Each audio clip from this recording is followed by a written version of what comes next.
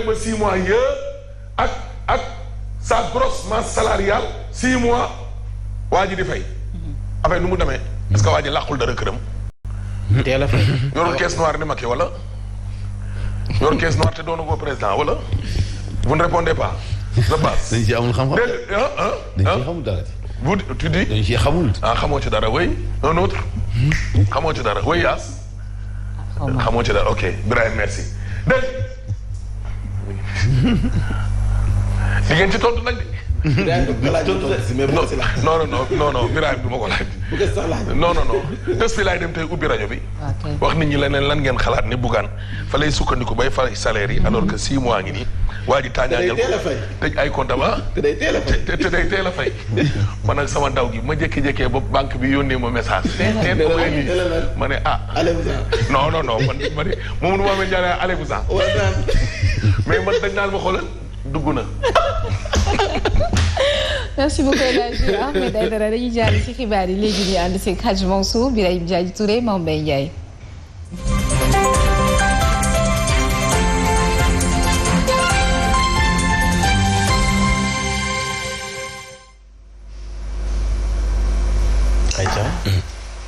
ñu dem voilà. ñoo gisee suñu bopp de. ñoo gisee suñu bopp de te jingal bi ñu dugal jingalu journal bi. waxee ju dama dugal jingalu journal bokk. aywa ñoo bokk ci perturbation ci wàllu santé alliance syndicat ànd gësëm. daañu entamé tey wala entamé nañu ci àllarba ji grève bu 72 heures di ñetti fan. jiitu na ko beneen syndicat di fédération des syndicats de la santé ñoom itam door nañu 72 heures. moo ne day ci conseil des ministres président Macky Sall joxe na ay ndigal Abdoulaye Diouf Sarr ngir mu gaaw mu nattangom Samba Sy jublu ci jafe-jafey liggéeykat yooyu la. dinañ wax itam ci sachet plastique yi nga xam ne décret bi ñu ko saxalee yàgg na waaye ba léegi tey jii la gën a des ci Sénégal nit ñi di jaay mbuusum ndox yoo yëlee nga xam ni bu tasee dem la muy yàq ci environnement ba bari na lool. ak pàttali ci Abdou Karim Sall ministre bi wax lu jëm ci wàllu environnement sport dinañ ci ànd ak Baye Mante Mboup yéene kaay El Hadj Ahmed Aïdara Faram Fàcc gi Mame Mbaye Ndiaye. Voici Trafic News. Aba Diatta. oui foo toll. Voilà, merci beaucoup Yacine. Progressé nañ jeex nañ sànq rek fi nga xam moom du côté de l'étranger de Annan Sud ñu progressé au télé Castor des eaux foofu lay jëm entrée bu Solida ba Castor ça ralentit à ce niveau boo ko dépassé ñu progressé au télé rond-point bu Jet d'eau là-bas aussi ça circule au ralenti premier secours avenue Bourguiba d'autres aussi bàyyi ko si 2 voies Liberté 6 Liberté 5 yi ensuite ñu ngi ko reversé aussi 2 voies Niani Tally aussi foofu lay faudra ralentir lever les pieds sur la pédale et progresser tout doucement bu ngeen resté si boobu le rond-point vous avez le choix ngeen jëlee à droite ñu jëm du côté du point E waaye dañ koy jaaree ci intersection mu nekk foofu la juste à hauteur de l'avenue Dial Diop ainsi que d'autres aussi bàyyi ko foofu la aussi mën nañ progresser deux voies yi ñu progresser tranquille utali ANSD d'autres aussi mën nañ bàyyi ko foofu la jël à droite yaa ngi. C'était Trafic News. Aba daa mel ni jeexaloo sa trafic bi de waaye di nga duggaat si kanam incha allah aywa Mame. jaajëf Yacine ñu door waxtaan wi ànd seex Birahim Diadji Touré ak le député du peuple El Hadji Mouhamadou Mansour Diop niñ ko waxee ci ndorteel li secteur de la santé di kër docteur dafa yëngu alliance ànd gësëm nee nañu démb la ñu door seen ñetteelu plan d'action mu di ñetti fanu grève yu nga xam ne ni àjjuma la ñu ko fas yéene ndar képp bu ñu sukkandikoo ci Mballo Dia Thiam coordonnateur bu ànd gësëm mu ngay xam ne kon démb mbégte la ñu si am ndax lu dul urgence ak dialyse doxul ca secteur de la santé ñu teewlu ay kàddoom.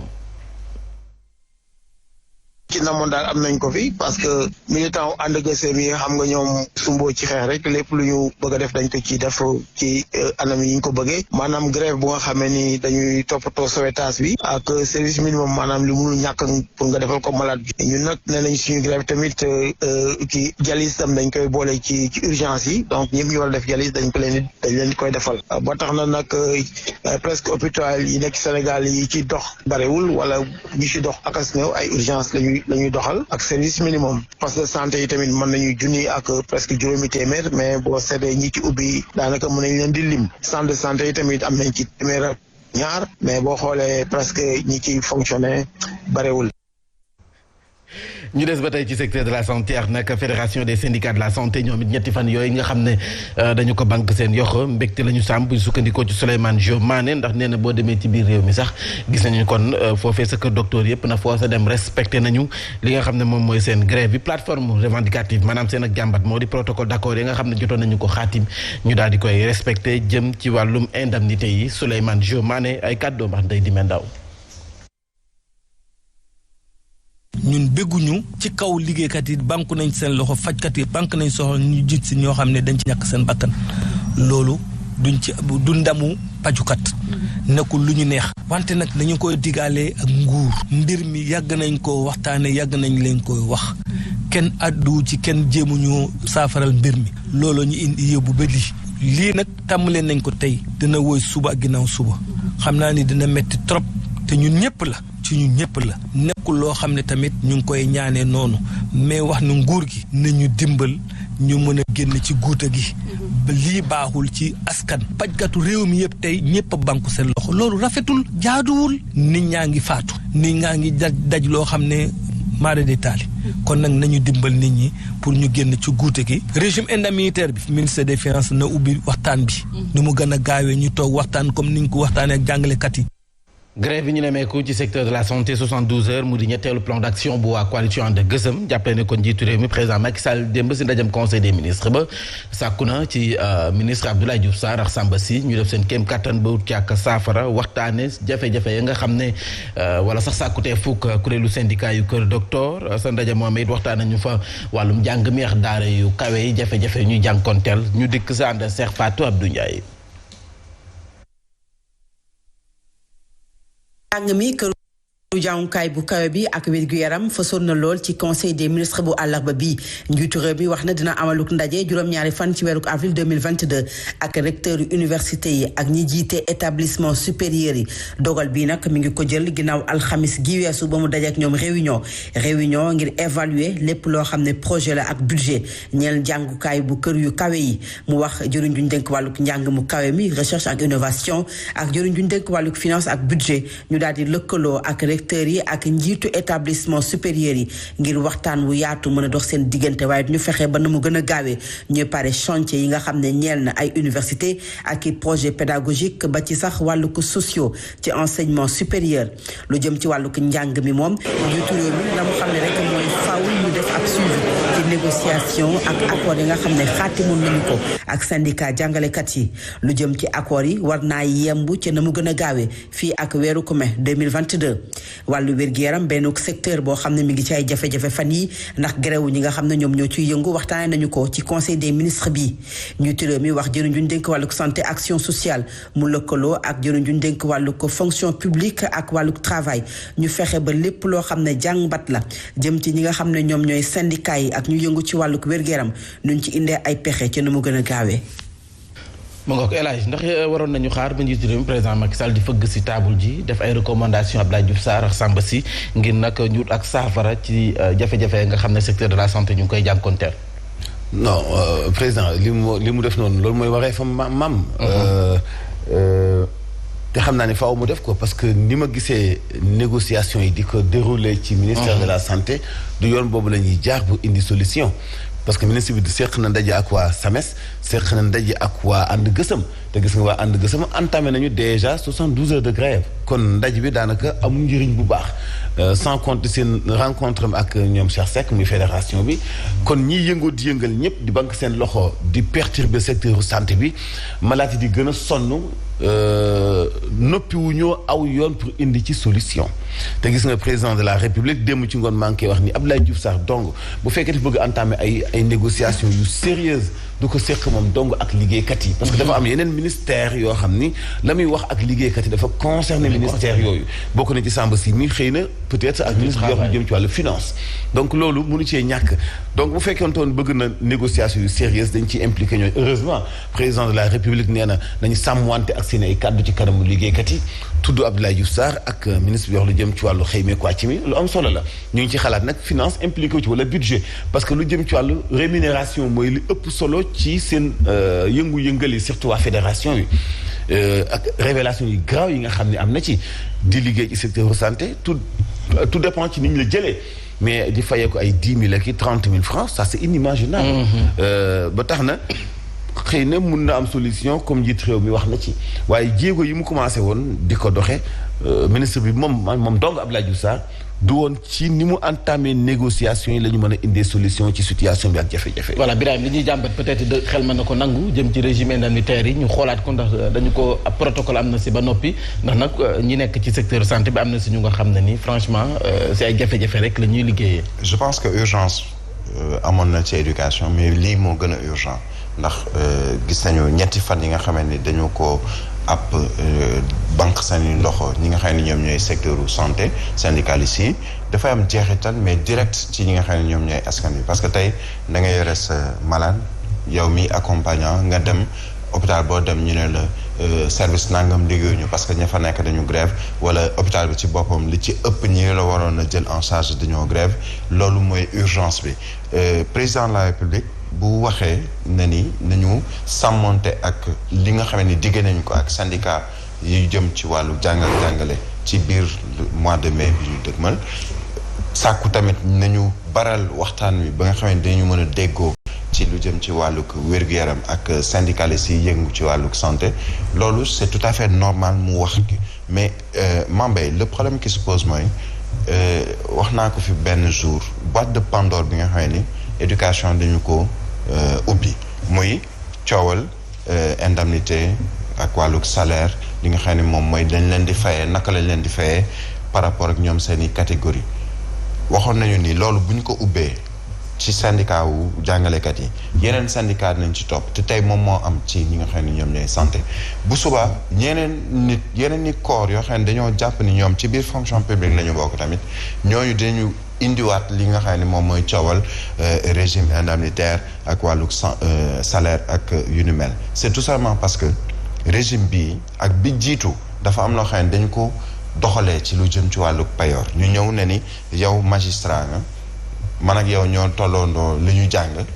amandoo même diplôme yi nga dem defi sa branche ci lu jëm ci wàllu magistrature wala lu mu mën a doon génnee ENA wala ñu génnee ENAM kee dem defi beneen branche boo xam ne pourtant ñoo yem ay diplôme yow ñu fay la 800 000 parce que dañoo bëgg en tant que magistrat man régime bi naa fexe ba bu ma jëlee benn décision bu mu am loo xam ne dafay indi jeexital wala mu indi coow ci la may jël ci décision yow ci noonu laa la koy jaarale ba nga xam ne lépp lu ma décidé peut-être doo ma ci indi benn gàllankoor boobu la jamono keneen a ngi taxaw yore même diplôme yi jàng ci at yi nga jàng ñu jël beneen salaire boo xam ne moo gën a néew jox ko loolu moo amoon ci régime bu jiitu loolu nag moom moo ñëw ba indi tey conséquence ci régime bi fi ne te buñ ko réglé wul léegi régime bu mën a ñëw dans l'avenir également même situation nga fi fekk donc il faut nécessairement que ci lu jëm ci wàllu xoolaat li ñuy fay nit ñi ci fonction publique ak ñi ñuy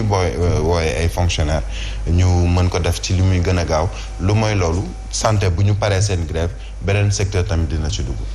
ñu àddu jëmale ci recensement bi nga xam ne waa ANSD tàmbali nañu ko wala sax ñu ngi nekk ci wàccaay li ngir xam li mukk askan wi nu mu toll lu toll si ñaar téeméer ak juróom benn fukk ci ay ndaw wàcc nañu leen ci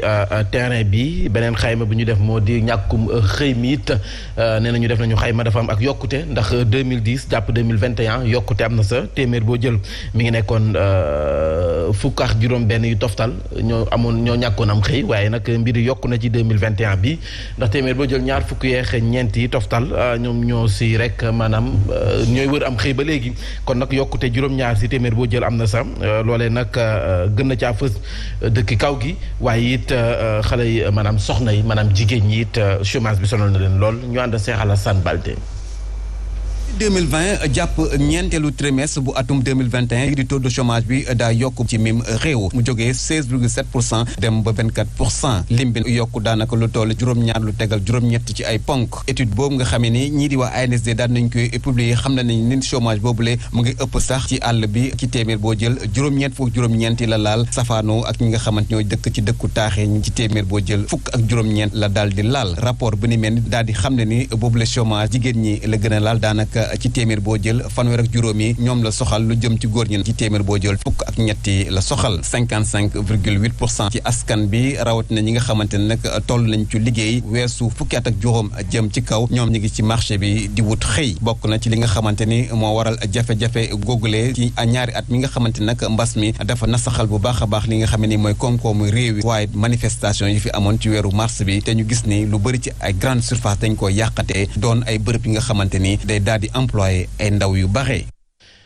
ñàkkum xëy moomee di yokk fii ci réewum Sénégal Souleymane Astou Diagne professeur la nekk maître de conférence université bu Alioune Diop bu Bambey moom la mu xamle moo di la ko waral bokk na ci coronavirus bi te nag soo moyul dana gën a yokk ndax guerre ba am ci Ukraine ñu teew lay kàddoom. Les perspectives en 2023 ne sont pas bonnes baaxuñu parce que dañuy présager qu'en 2023 que économie mondiale day ralentir te moment boobu jëluñu en compte en fait xeex bi am Ukraine ak Russie donc teel na nag ñu wax nan la tendance yi di demee en 2024 mais nañu xaar patienter d'ici quelques mois dinañu xam en fait mbir yi nan lay tëddee ak yenn tendance mooy dessiné wu pour économie Sénégal faire 2024. Elage ñu gis ne kon nguur gi am na initiative yu mu teg bokk na ci lu mel ni ay DER waaye it Prodac ak programme xëyum ndaw ñi ñu nemee ko waaye terewul xayma GNSD def dafa gis ne ñàkkum xëy mi dafa gën a yokk dale ko 2010 sax léegi. xam nga loolu moom du mbetteel maam ak situation bu ñu xoolee li ñu dàq ci ay liggéeykat. bi ci mujj di nguur gi buy dàq yenn ci ay société jël prétexte di dàq faaw taxawaalu ci ndaw ni di gën a metti beneen bi ci des mooy dañuy tàggat ndaw ci wàllu aquaculture agriculture élevage balaa ñu wax waxu DER waa DAC mu ngi fi woon domaine agricole communautaire.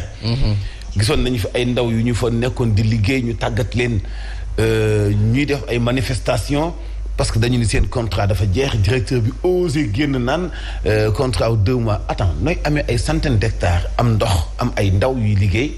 def ay xeetu mbay yu wuute. agriculture élevage aquaculture yépp ci biir espace bi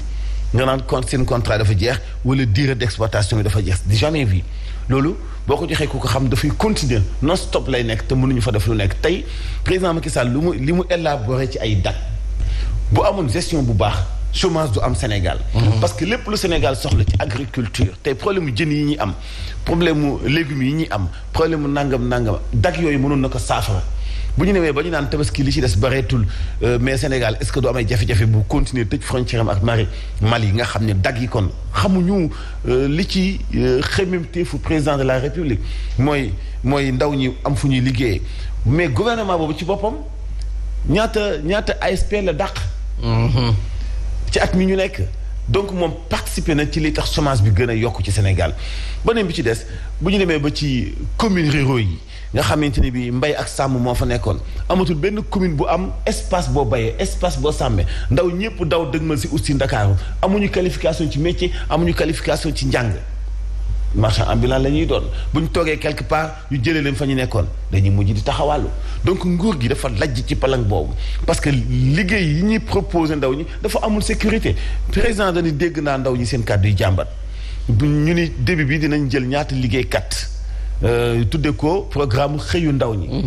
mais liggéey loo ni tey ak suba yomb na mais sécuriser ko ci wàllu liggéeyam moom loolu mooy li jafe ba ëllëg du mën a nekk chômeur foofu la ñuy interpeller gouvernement bi ay jàngalekat jël nañu ñeneen ak ñeneen mais ñëpp fii ak déwén la mooy nekk seen sort. est-ce que dinañ ci génn wala déet est-ce que duñu yokkaat limu chômage bi bu ñuy wax ay wàllu croissance nangam pour cent te alors que yow bi croissance jamono yi nga koy wax ce taux de chômage muy gën di yokku. loolu itam dafay tiitlu donc bari na ay tomb yoo xam ne mën nañ ci indi solution ren li ñu nar a sànni. comme daaw wala ñu gas ko suul ci ay tonni soble kenn xamul nu mu toll. boobu ba léegi ana la moo ci nekk vision état bi pour xalaat utal ci ndaw ñi ay liggéey construire ay chambre froide yoo xam daañu fa mën a garder yu mel noonu defe naa ni bari na ay bunt yoo xam ne mun nañ ci dugal ndaw ñi ci wàllu liggéey idées yi mu ngi fi xalaat bu mu ngi fi xam nga booy wax DER. nga xam dafay financer mais kan lay financer kii bay kii sàmm. kii def transformation kii beñe ki am diplôme ki amul diplôme kii politique ak kii politiqueul kan la DER di financé mais DER li muy am njëriñ DAC moo ko ëpp njëriñ ci bu fekkee xam nga dëgg réalité muy jàngal ndaw li liggéey moo gën nga jox ko xaalis te xamul fu muy dugal xaalis bi donc yooyu yëpp nag dafay wane échec gi nga xam ni nguur gi échec na ko ci wàllu emploi des jeunes. surtout jigéen ñi fu ndaw taxawaaloo bu fu jigéen taxawaaloo du nekk mbetteel. dañu war ko jubbantiwaat donc statistique boobu noonu du mbetteel te du lu ñu ay internationaux defal ANSD la. ñoo ko defal di agence bu bokk ci gouvernement bi. kon xam nga ni amul benn étude bu ko gën a fiable maam. est-ce que politique de l'emploi moom la ñu war a xoolaat fii ci réewum Sénégal dañu koy doxalee Birahim. waaw xam nga dañu ne ni étude bi li mu wane mooy taux de chômage. dafa yokku de 2010 à 2021 quatrième trimestre. Ça veut dire donc que 2010 c'était sous l'ancien régime ba régime bu bees am en 2012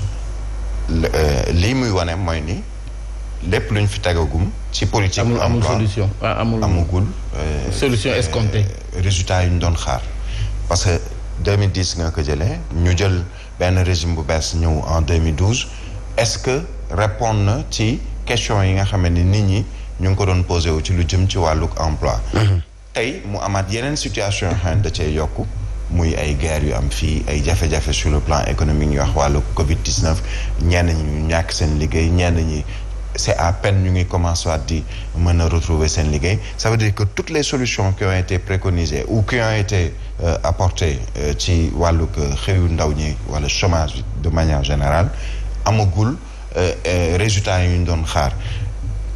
domaine agricole communautaire bu dee dañ ko jëm ci wàllu sàmm ak mbay Prodac xëyu ndaw ñi mais ASP yi ça faisait partie d'une réponse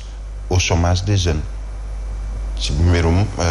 sécurité boobu ñu doon kii ñu ne dañuy jël nangami nit former leen dugal leen ci li nga xam ne moom mooy liggéeyum ASP yi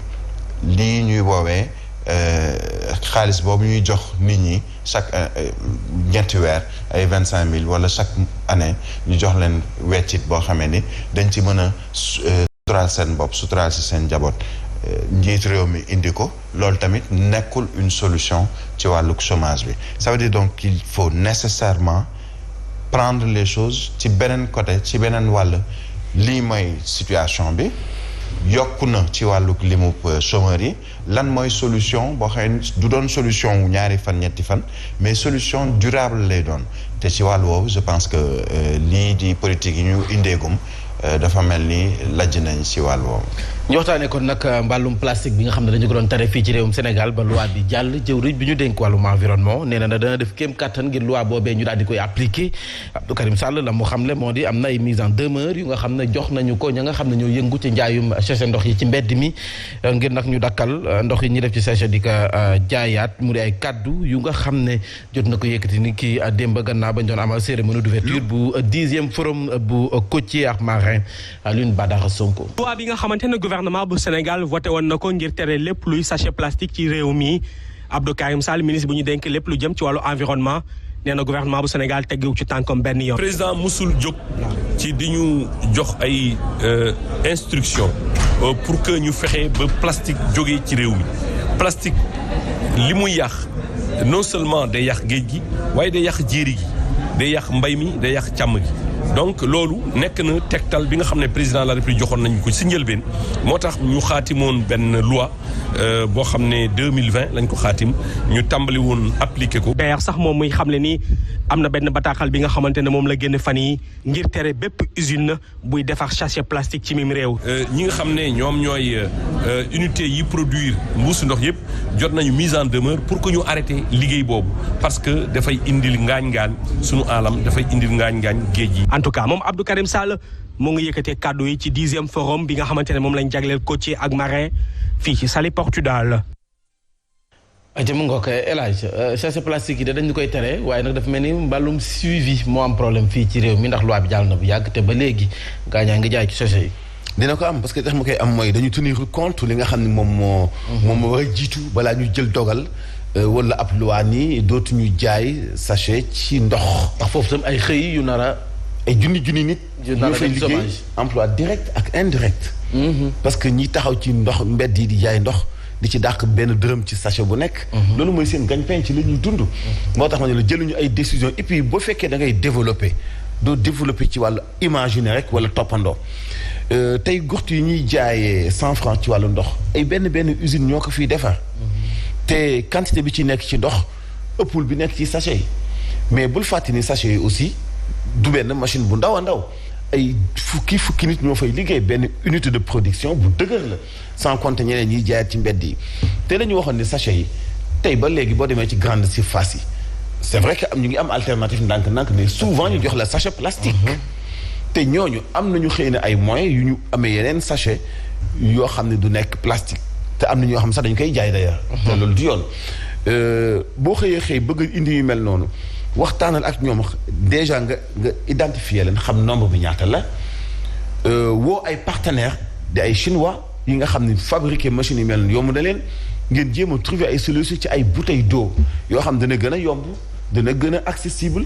te dina mën a remplacer ñi doon jaay ndox ci mbedd mi mën a jaayaale bouteilles yu ndaw yooyu mais tëb bëgg a jël benn dogal bëgg a tëj ay entreprise te bi ñuy def ay investissement yow yëgoo ko parce que nee nga da ngay sàmm sachet yi du moom doo nga yàq àllam bi seen pipeline yi nekk Dakar ñu dëkke ko seen usines yii di ay poson ak produit nekk ci quartier yi si àll bii nga xam ne amatul benn verdure lépp dagg nañu ko lotir ko loolu mooy yàq xam nga lu yàq environnement bi seen lotissement yi nekk ay rapport xam nga lu yàq aram bi seen lotissement yi nga xam nit ñi dañoo dëkk ci kaw fi nekkoon ay dex loolu bokku ci environnement loolu moo gën a yàq environnement bi du ñu jël sachet rek taxé ko comme dëmm dëkk yi nga xam ñoo ñu gën a riche ay Dubaï ay Arabie Saoudite yëpp ay sachet ñoo fa nekk dañu am sachet yii nii perméable mais ci seen wàllu environnement jël nañu ay motuwaay ba nga xam ni képp ku lekk doo ko sànni ci mbedd waaye boo ko sànni ci mbedd balaa am 5 minutes sadik bi dina ñëw muy kii tonni balet bi parce que dañu jël alter yu mag yi am kenn ku nekk koñ bële am ku nekk koñ bële dañuy xëy di baagante suba ba ngoon kii day dox dem fële lu mu taseel far ko kii di dox ñëw fii lu mu taseel far ko yow sa bopp yaay dem ba mujj dootoo sànni mbuus ci mbedd mais xëy benn suba mbuus day yàq alam bi day yàq alam bi c'est quoi alam day dugg ci géej gi déggu ci parce que ab dëkk nañ xool liy dugal mbuus yi ci géej gi am na ñenn ñoo xam ni seeni mbalit dañ koy këpp ci géej gi ñoom xam nañ ci dara ñoom xam nañ yi ñëw diggante dëkk ak dëkk gas fa ay kàmb di fa xëpp ay camions yu mbalit boo jëlee exemple Ngexo ak Gandigal boo jëlee exemple li ñu bëggoon a def jas diggante jas ak Sindia tey bu fekkoon toon ni nekkul ay milliardaires yu jënd foofu ay tool nanga ni foofu ay sën la woon ci jamono yi Modou Diagne Fada ba léegi waa dëkk ba dañu opposé wu environnement bi du sachet ndox yi ñoo ko yàq bokk na ci li ko yàq benn aspect la ci mais boo leen ciblé bëgg a tëj usines yi defar ndox te ay junni nit di ci liggéey daf mel yaa ngi yokkaat sànq taux de chômage bi ñu doon waxtaane sànq donc nañu xool lu ñu mën a indeelu alternative parce que mënoo fekk fa ay junni nit di liggéey nga bëgg ko fa jële prétexte day yàq environnement bi parce que signé nañu loi bi fii ñaata loi la ñu fi signé te appliqué wuñu ko avant ñuy fa la ñu wax dañuy criminalisation vol de bétail tey kenn mënatu la amum koom ba Sénégal bu Tabaski jigee see day jiggaani Mali ak Mauritanie te vol de bétail mooy li ko sabab ana loi ba fan la mujj ñaata loi la ñu fi saxal te kenn appliqué wu ko nañu xool ci wàllu sachet ndox yi bañ leen a xëy tam dem pour sacrifier waale ay junniy boromi kër wàllum sachet yooyu sax est-ce que mën nañu woon a miser ci recyclage bi ndax am na ñu koy utiliser di defal ay briques wala yeneen xëy yu nga xam ne dafay jaare ci wàllum recyclage Birahim peut-être dañu tolloogul foofu mais mooy li ñu wax ne ni il faut pas forcément ñuy toppandoo li nga xam ne moom la ñu yenn lobby laa ko mën a waxee bëgg imposer également xam nga tey par exemple Europe ñu ngi naan dañu arrêté lépp lu jëm ci wàllug utilisation wu ay charbon ay dem nañu ba dëni léegi tey seeni oto dootul daw ak ay gasoil ak ay essence li ci ëpp léegi électrique la léegi ñu bëgg imposer Afrique bi nga xam ne ñoom ñu ngi doog a am possibilité yu exploiter par exemple pétrole ñu ne ko léegi pétrole boobu sax warootoo ko utiliser ni nga ko war a utiliser parce que day yàq environnement ça veut dire ñoom avancé nañu développé nañu ba dem ca kanam léegi ñun loolu la leen taxoon a développé ñu ne ñu léegi yéen wàññi leen ko muy lan wàllug pétrole wàllug charbon mais Allemagne gannaaw deuxième guerre mondiale bi lan moo ko mayaat doole charbon boobu bokk na ci ak lépp lu jëm ci ay fer ak yu ni mel moo ko joxaat doole ak main d'œuvre locale bi mu amoon ak yi mu jëlee woon bitim réew gis nga mesure boo koy jël day am lu ñuy wooyee mesure d'accompagnement tey usines yi nga xamee ni dañuy defar ndox ñu koy jël di ko jox ay nit ci mbedd bi ñooñu di ko jaayaale du usines yi ñoom ñoo leen koy jox de ñoom ñooy dem jënd ko ci grossiste parce que gagne-pain lay doon ci ñoom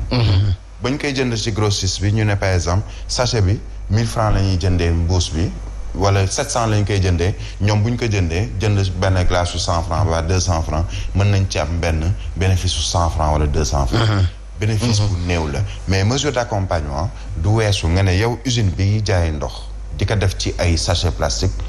tegal naa la fi usine boo xamee ni ay bouteille la lay jaay dootu la jaay sachet pour yow nga mën ci def li nga xam ne moom mooy ndox bi ngay jaay après mu jëm ci ay